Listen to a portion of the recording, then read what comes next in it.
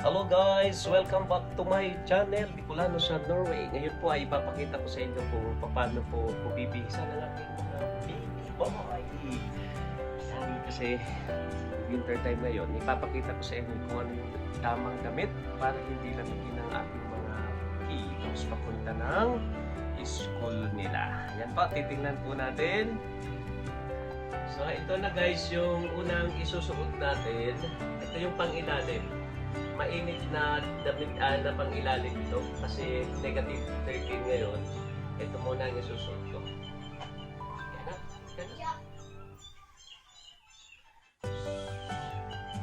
So kailangan siya pang ilalim.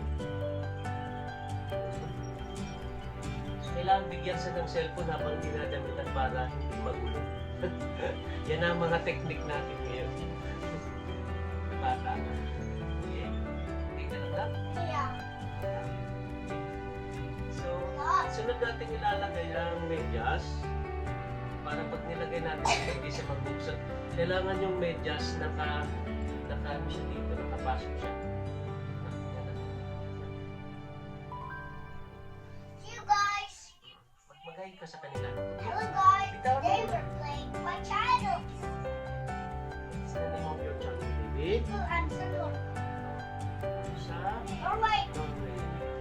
Yung isa na nabihisan ko na kasi ayaw magpabihis. Inabot ako ng 30 minutes sa pagpapabihis lang.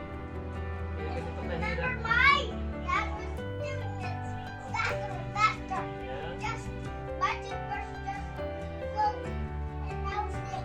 Then, susunod natin ilalagay ito. Itong medyo na sinuot ko sa kanya, wool din to. So yung panglamig din, kasi kung gagamit ka ng cotton, lalamigin yung bata. So lahat panglamig. Tsaka ito yung sunod, ito, wool din siya, mainit din. Bukod dito sa pangilalim niya, meron din tayo nito. So, susunod natin na natin.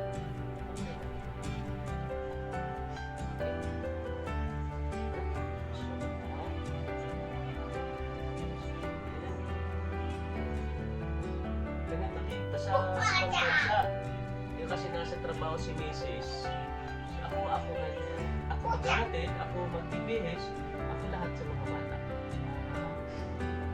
Kasi dito naman kasi ang obligasyon is equal. Hindi kayong pwede na magiging senyorito ka porkit lalaki ka, magiging senyorito ka na dito, hindi. Yan ang isa sa ayaw kong Okay, okay. na? Isa sa ayaw kong kultura natin yung sa Pilipinas porque karamihan sa ating mga lalaki nagtatrabaho. Binibigay lahat ng obligasyon sa nanay ang pag-aalaga at pag-asikaso natin sa mga bata. Nakikiwa mo muna ito.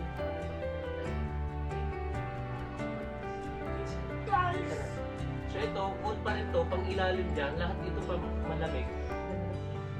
Kasi nga, sobrang lamig ngayon. Yan. Siya? Mali na. The bottom mali. Look at me. So kailangan pala ito itatak in din natin para hindi siya lamigin. Tuck in natin. Ha? Cooperate mo na, please. Okay, love you. Love you, anak, so yan. Love you, tatay, tatay, tatay, tatay, tatay. Yan. So last natin ilalagay ito pa. So Ah! panlamig din pa doon. Yan. Ganito kahirap kapag winter time dito sa Norway. Lahat Watch out! talaga Cowabunga! Huwag na yan. Kailangan ang hindi lalamigin yung matakas para hindi siya magkasip. Okay? Okay? Okay? Okay tayo nga na. Tayo. Yeah. Okay na. Adjust na siya. Hindi na. Huwag na magpakulitan. Huwag na. Okay? So, imagine kung paano natin i-tolerate yung mga bata nagbibihis pa lang kung ilang oras ang gagamitin mo, ang igugugol mo para lang magbihis. Diba? So, ito, meron din tayo, Vaseline. Maglalagay tayo ng Vaseline sa lips. Anak, yung ikaw na maglalagay, anak, pakita mo sa kanila, anak, how you're going to do it. So, okay? Okay, pakita mo sa kanila.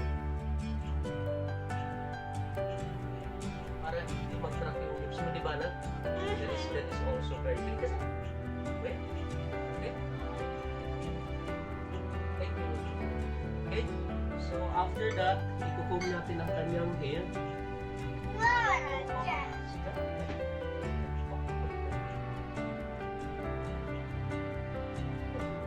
So, ganyan siya.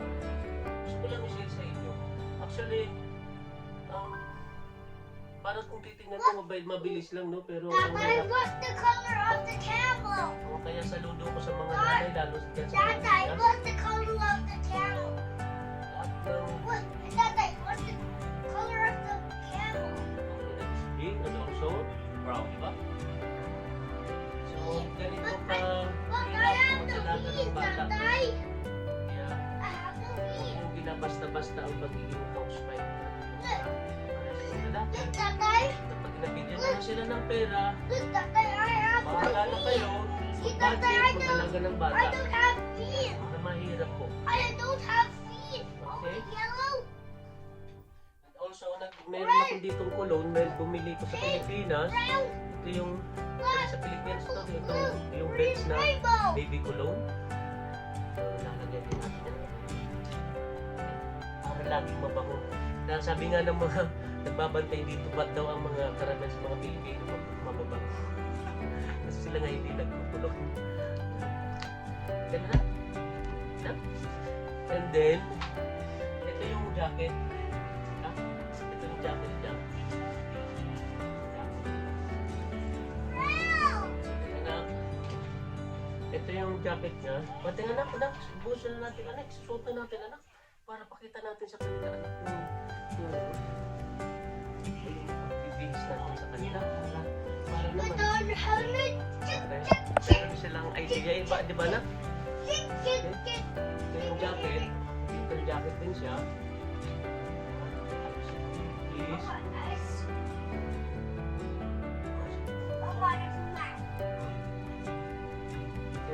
Imagine mo kung may 10 kang anak ganito.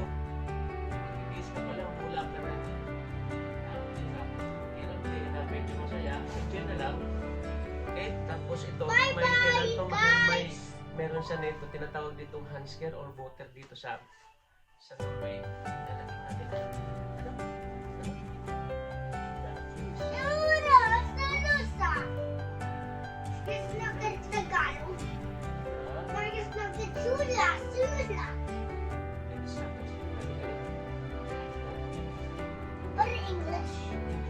Hi guys.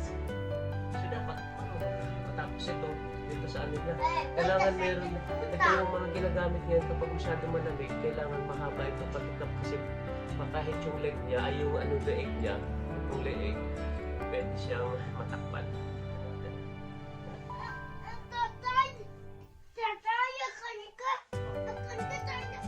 Tapos ilalagay ko yan. Okay, tapos ilalagay natin yan. So, tinanong natin na lang.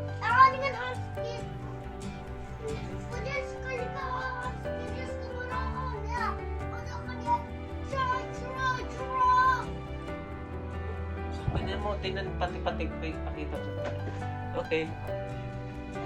Okay. Yan. So, yan po kung paano kami magbihis ng bata dito. Ang hirap na masarap, masaya, enjoy na lang.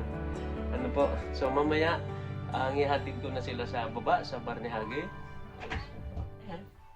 Okay na? Okay na tayo? Uwi na? Labas na tayo? Yeah? Good na? Love you, anak. Ayan na. What is your name?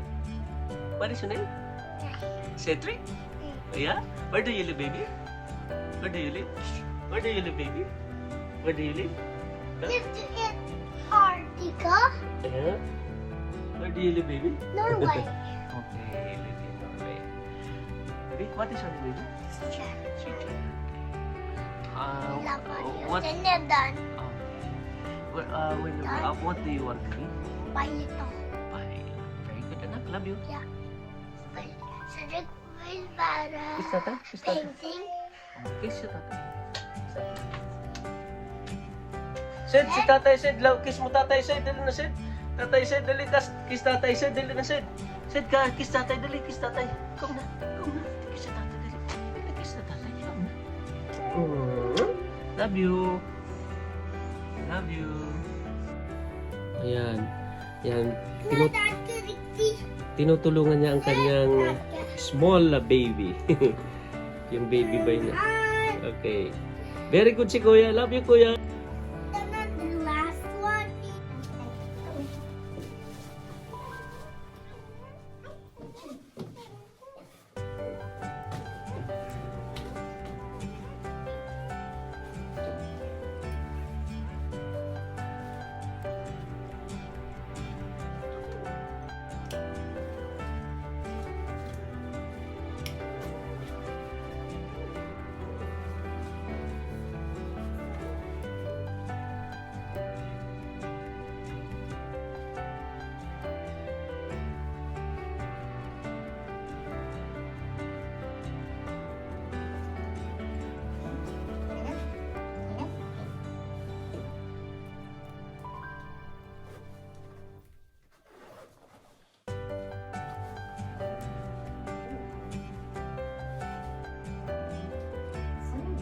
Yan, ready na kami. Lalabas na kami.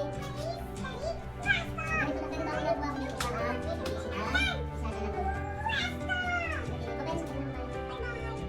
Yan, nandito na kami sa labas. Is done?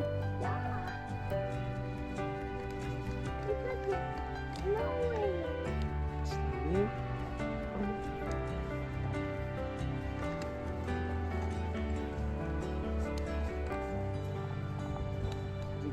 Ganyan ang routine ko kapag nagdadala ng mga bata sa kindergartens. Lakad ka na lang anak ha.